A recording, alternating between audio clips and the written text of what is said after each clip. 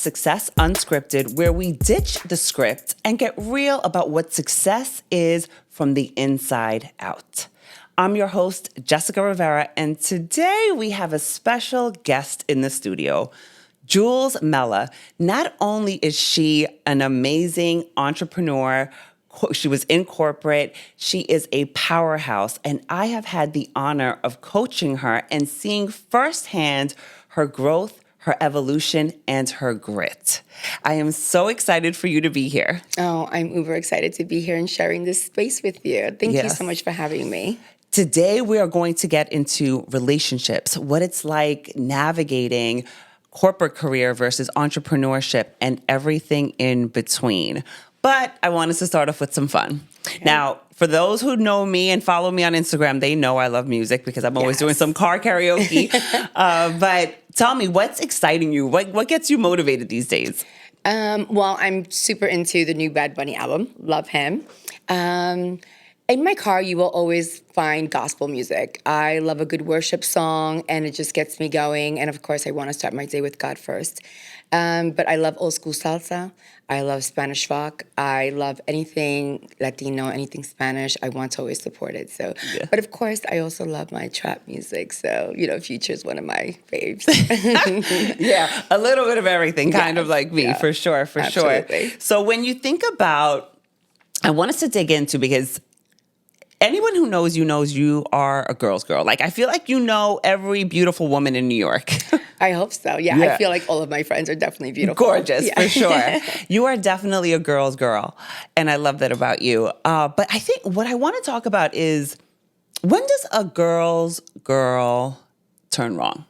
Right? When we think about the relationships that we navigate and our social equity, I think it's important. And I think having our little girl tribes is vital to our success internally. Absolutely. But sometimes we don't always feel aligned with the women around us. Yes, you are 100% correct on that. I feel like when I haven't been aligned with something that my friend is either creating or something that she may believe in, the fact that we have this mutual respect for one another and accept our differences makes it okay to not always be as supportive as maybe they expect you to be. I have to also be honest with myself and true to myself. And if I don't align with one of something that you're creating, I think it's going to be okay for me to say, like, I'm really proud of you for sticking to, your ideas. However, I know that I have to be true to myself and kind of like take that step back and say, I will maybe support from afar or just wish you well from afar. Yeah. But I know for me, it's been challenging to try and kind of navigate that, because we want to cheerlead for others. We want to be excited about whatever it is that they're doing. And so I know for me, and I want to know your perspective on, how do you communicate that, right? I'm big on communication. That I think it's so important, the words that we use and how we communicate with each other.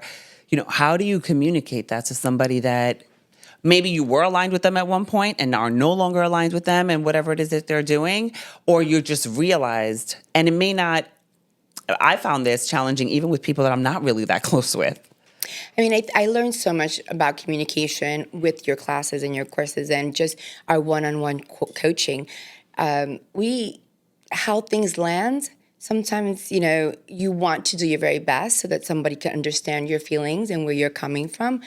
But I think that it is very challenging, to say the least, to not be in agreement with every single thing that your friends are doing. And I want to be your number one cheerleader always. I think it's just being respectful of their choices and saying, I think that there is ways of communicating to someone and saying, this is the reason why I'm not aligned with this. Yeah. One example is I consider myself a Christian. And sometimes people say, like, following zodiacs and, card reading and all of these things, they don't align with what my Christian beliefs are. Mm-hmm. But there's days that I dip into it and I kind of take a peek and, I follow a sign just because out of curiosity. But I have to stay true to myself. Yeah. And they have to respect that and understand. And I think it's just a mutual respect and understanding of our differences. Yeah.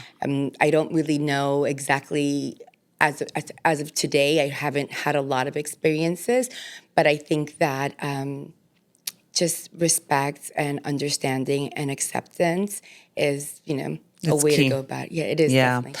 I think the other layer for me is about transparency. Yes.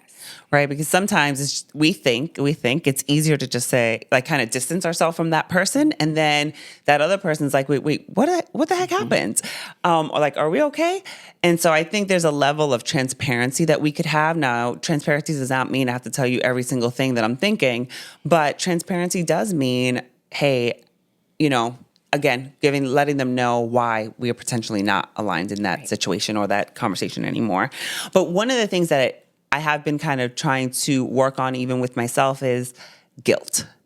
The guilt around not being able to support, not being able to cheerlead, not being in alignment with whatever it is that they do. Because I think, to your point, there has to be respect in their decisions, and they may not be able to see it, right? They may not be able to understand why you don't want to support or why.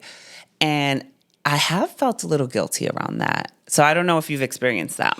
I mean, of course you feel guilt because this is their baby. It's something that they've created, whatever that is. And so for you not to show support at some capacity, and I think that's where the offense comes in, is that there's no support at any capacity. And I think I always want to show support at some capacity. When I see greatness in one of my friends, at times you get disappointed when they don't see the greatness. And so you want to show support in, I think you're amazing for sticking to this decision, for working so hard on this project.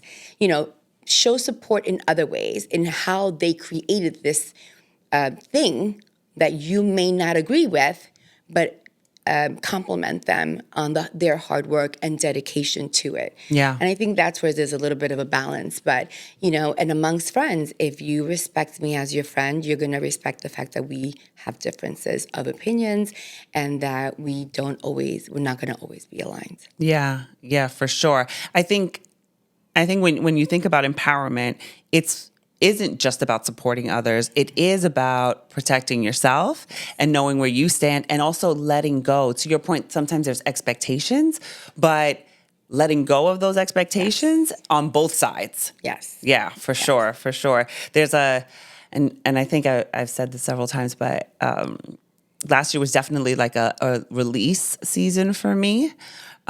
Probably carrying over even now, but definitely understanding what I need to release and where I need to release. And I think expectations is definitely one where it's like, what was my expectation there, and how can I let that go next time?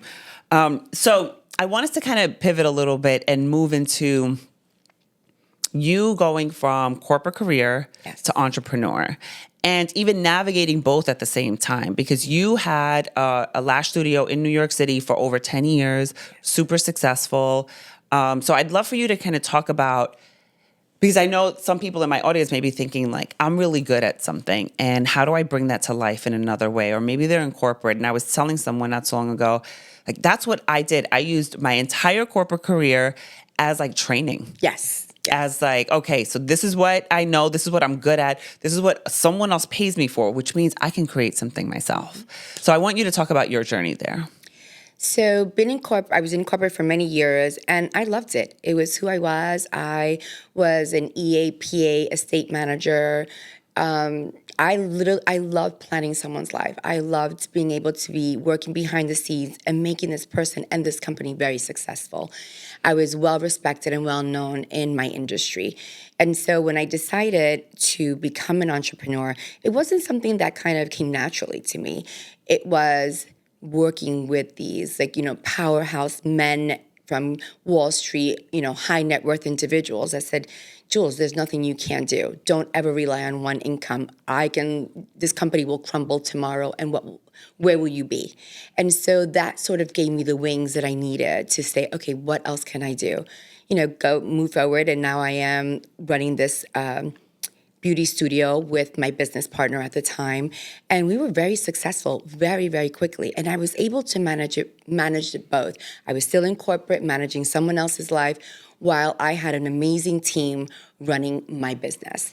And so knowing how to hire the right staff that represent you well, your brand, take very good care of your employees and your clients, made us very successful for 10 years. And, recently, as you know, I woke up one day and I said, I don't want to do any of this anymore, and it was, now what?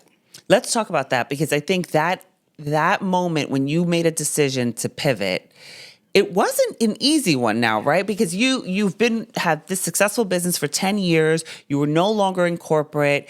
And to your point, now what? Now what's the plan? Now what am I going to do? And we will take our roles, like your role of mother, your role of corporate, your role of entrepreneur, and those labels that we put on ourselves. And now when we get stripped of them, that could be very challenging. Yes, it was like identity crisis. Yeah. Who am I now? I'm no longer in corporate. No one is needing me. That sense of, that desire for someone to need you is still there. That dopamine hit. Every time somebody needs you or wants you, it's like, oh, that feels so good. Exactly. I'm important. I'm important now. And I spoke about this at one of my workshops. It's like you no longer get that attaboy. You no longer get that pat on the back, because you may not really get it, but at the same time, somebody needing you, that says something about you, right? And so now you have to give yourself your own pats on the back, and we don't normally do that. Yes.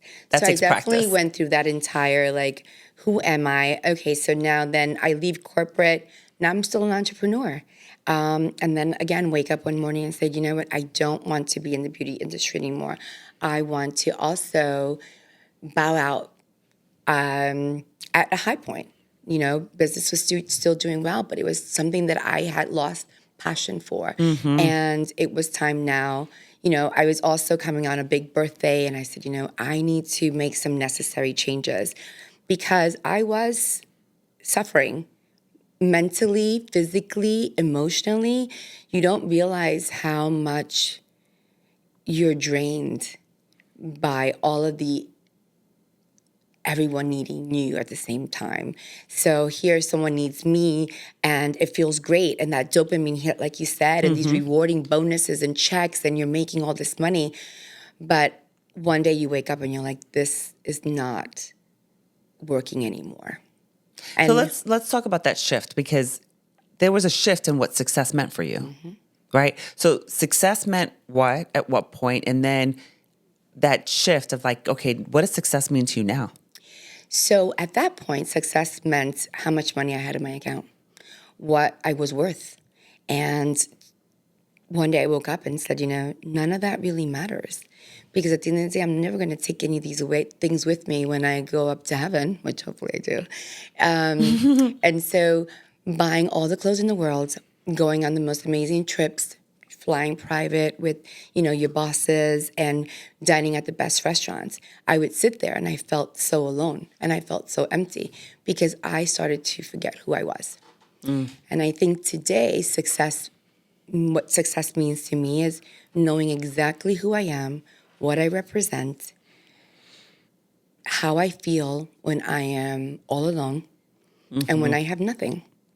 Absolutely nothing. How I feel when I'm all alone. I think when we can quiet our minds, right? When we can really quiet down our minds and realize, okay, how do I feel? Really do a real check-in and a real audit with ourselves, and really redefine, okay, well, what does success look like? Even asking yourself that question so that you even know what success looks like for you right now and today. And so I know that you've done and continue to do the work. Obviously, we were together in Costa Rica on my retreat, and we're going to Morocco, and really forcing ourselves to shut down all of the noise that goes on in our head to make sure it's how am I feeding myself? How am I feeding my soul at this moment? And so when you think about your shift in success and what success, you redefine success for yourself, right? And that's not to say that money doesn't matter. Of course, money matters. Absolutely, 100%. Of course, money matters, but I think what I've heard you say and what I've seen you go through is that it's more than just the money, right? So the money is great for the external stuff, but what's going on the inside? And so I guess what I would love for you to do is kind of talk about what this season looks like for you, kind of going forward. What, as you continue to redefine what success looks like for you, what's the new definition of success in 2025 for you? I think it's being really authentic, being really honest with myself, and digging deep. Lately, I've been asking myself, what does peace mean for you? Because I keep on saying, I want peace of mind, I want peace of mind. But what is peace of mind for you, Jules? Is it, financial stability? Is it having really good relationships with your friends and your partner? Is it being a great mother? There's just so many things that I'm asking myself these days. And I think the most important thing is I wake up every day and I ask God to allow myself to allow me to come through as authentic as possible, as real as possible, with boundaries and respect and acceptance of others. Because, I can be a hard pill to swallow. I'm very raw at times. And so being gentle, not just with myself, but with others, and giving myself grace. Yeah. I think grace to me, I have not allowed myself to just forgive myself for all of my mistakes. I want us to dive into that. I want us to dive into that because we mentioned Bad Bunny a couple of times here earlier in the conversation, and you mentioned authenticity a couple of times, and I think he really embodies authenticity, and I believe that is a big contribution to his success. Yes. Because it's like we know what we're getting, and we know that he is truly in alignment with himself. That's how he comes across, right? And so I believe a lot of success for me is me choosing me every time and me understanding what that even means, right? Because when we think you have to love yourself, I mean, I remember my father used to tell me that all the time to all of us. And it would be like, yeah, we love ourselves. What does that even mean? It does mean creating boundaries. It does mean being gentle with yourself. It does mean making sure that you're not speaking about yourself in a negative way. Right. And so those are some of the things we actually work on during the retreat in Costa Rica. And now as we go to Morocco. And I'm curious to know, why do you keep saying yes to me? I love that you do, obviously. And maybe we can talk a little bit about when you didn't say yes to me. Okay, let's go all the way back to the beginning.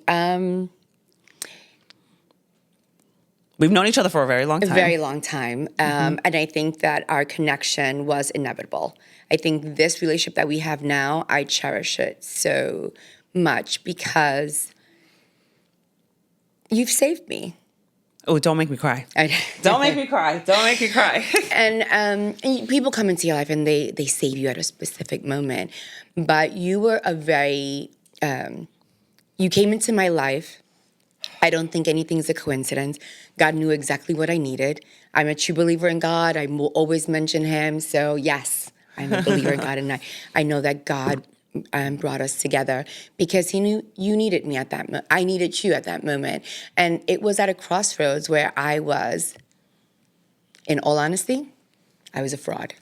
I remember telling Just one day, I go to bed and wake up with a different person, a stranger, every night and every morning. And I'm sure that Just thought to herself, is she having sex with different guys? Is that what it is? Is that what she's doing here? I did not think that.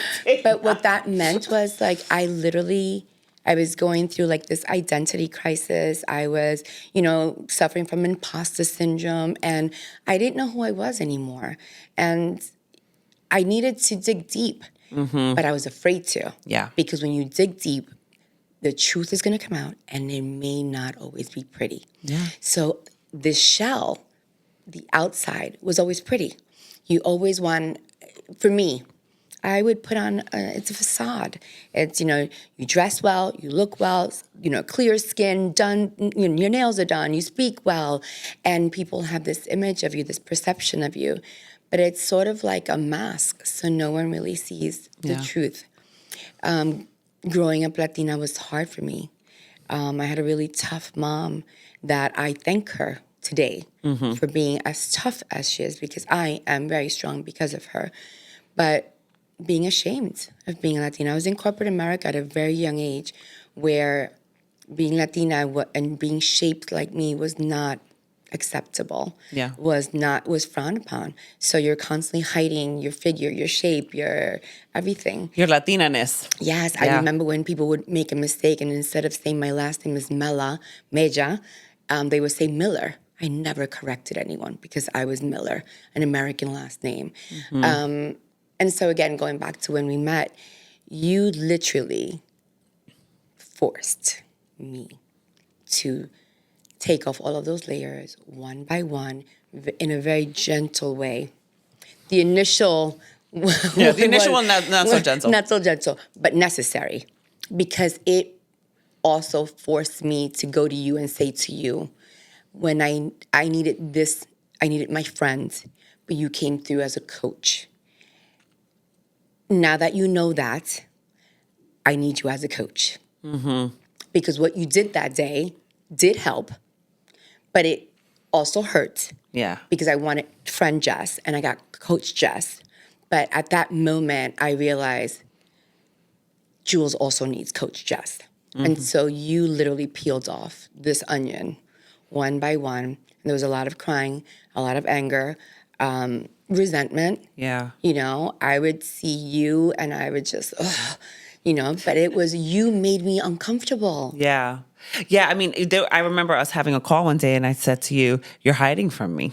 I could feel it. Like we would have our sessions, but then other than that, you didn't really want to see me. We were not in the same spaces. Because friend Jules wanted to say, like, you're making me uncomfortable, but it was necessary. When God has made me uncomfortable is because he's trying to tell me, I'm taking you to another level. Oh. I'm taking you higher. And that is exactly what you did. Yeah. You just kept on taking me higher and higher. And in that uncomfortable feeling, when children have growth spurts, they go through pain. And I was Growing in pains. agony. Growing pains. So much pain. And in that pain was where, the growth came, the ideas came, and knowledge and acceptance and authenticity. Yeah. Well, I always say that I help people get to know themselves more. And I feel like, because God was just using me as a vessel because, that's what he does. But I feel like I just had to remind you of how dope you were. And it's like, and here we are. You're back to yourself. Like, to me, you went back to who you truly are. You had a blip in time. But in general, I just feel like you were so open, so vulnerable, so ready. And it's been just so beautiful to watch. Thank you. Yeah. Well, it wouldn't have been possible without your help, your support, the support of some of my friends and other colleagues. And I think that when I finally took off that shell was when the real me came through. And the mask came off. The new ideas started to flow, the confidence. Like now it's like, this is who I am, and I don't think I have ever been, I became very vulnerable. Yes. And very honest and raw with myself, with my family, with the public. I don't just want you to see, the well put together Jules. No, this girl has fallen apart. 2023, 2024 were difficult, a difficult years where I found myself on my knees more than on my feet. And I needed to be there. I needed to be on my knees, surrendering to God and surrendering to his will. And he's been showing me who I wanted to see, who I was destined to become before I was tarnished by the world. So beautiful. I think we forget that growth doesn't always look like climbing.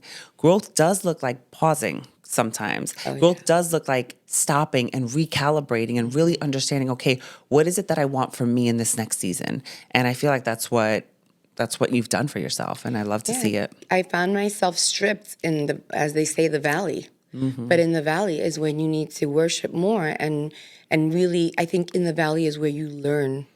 And sometimes you wonder. I think we were in a podcast once before, and we were talking about being in the valley and what that looked like for me.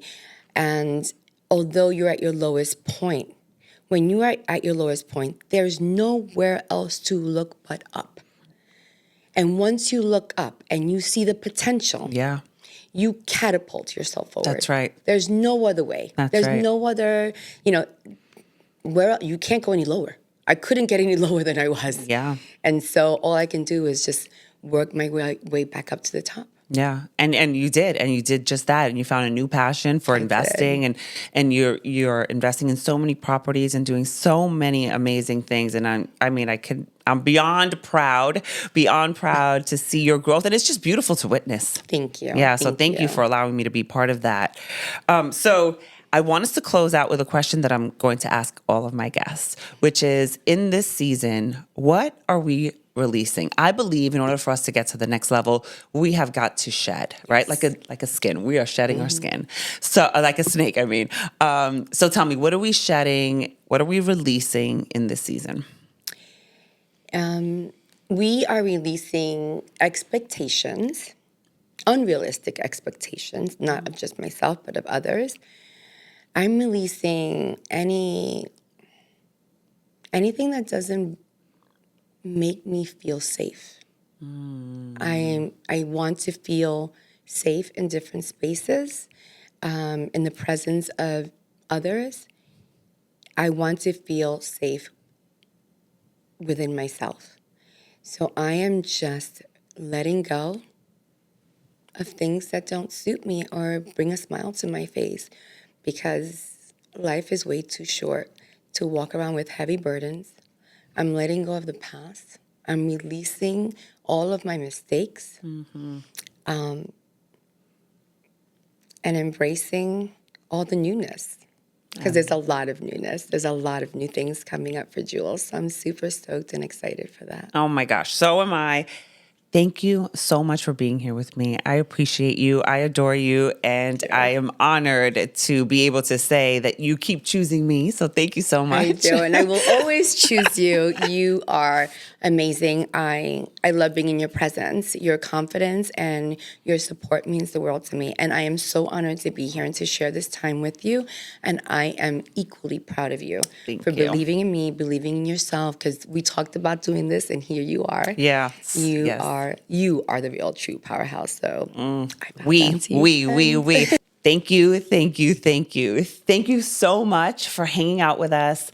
Jules, you were unapologetic. You gave us so many gems. You were so vulnerable with us. And I know we all thank you.